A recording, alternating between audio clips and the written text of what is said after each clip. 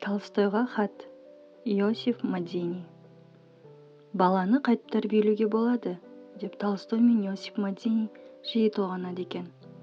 Бір күні Мадзини мынадай ой айтады. Әр баланың өз қабілеті бар. Ол өзіне ғана арналған миссияны орындай алады. Білім баланың қабілетін дамыту үшін ғана қажет. Бастауыш білімді алған соң, әрі қарай баланың қабілетін аша алатын білімді ғана беру керекпіз. Баланы тәрбиелеу деген не?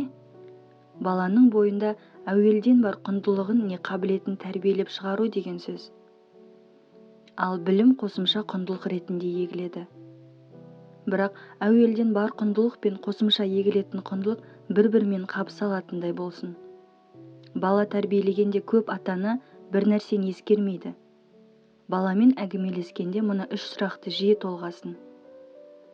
Құдай не үшін бұл дүниені жаратты? Адам не үшін бұл дүниеге келіп кетеді? Бұл өмірде пенденің атқарар борышы бар ма? Себебі өмірдің өзі борыш, мақсат, миссиядан тұрады. Құдай үшін балаға бақыт туралы айтпаңдар. Бала бақытты өмірді қиялдамасын. Себебі бақытты болсам деген қиял адамды өзімшіл етіп өсіреді. Біреуде не дүйім жұртты бақытты етуді де армандамасын. Себебі өмірде қайғы мен шаттық қатар жүреді. Біреу шаттыққа кенелсе, бірі қайғының уын жұтады.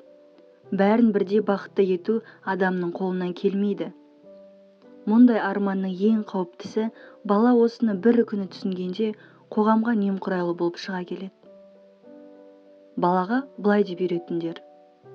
Өмірде тек адамдық борыш қана бар. Мысалы, күннің, айдың, жұлдыздың, таудың, судың мақсаты не?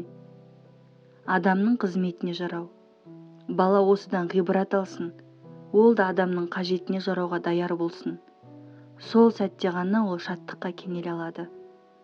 Ал бақыттың соңынан жүгіру адамды бақытсыз етеді. Тіпті оның шаттыққа кенеле алатын қабілетін бітеп тастайды. Бала мына сұрақты өзіне қойып үйренсін. Не үшін адами қасиетім мен ақыл парасатымды шыңдауым керек? Жауабы былай.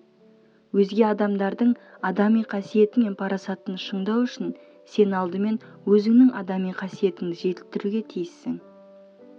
Ол үшін ақиқатты тануға және оны сөзіңмен әрі ісіңмен дәлелдеп, сол жолда табанды болғаның жөн. Ақиқатты тану үшін адамға 2 құрал берілген. Бірі ар ұяты, екіншісі әулиелер жолы.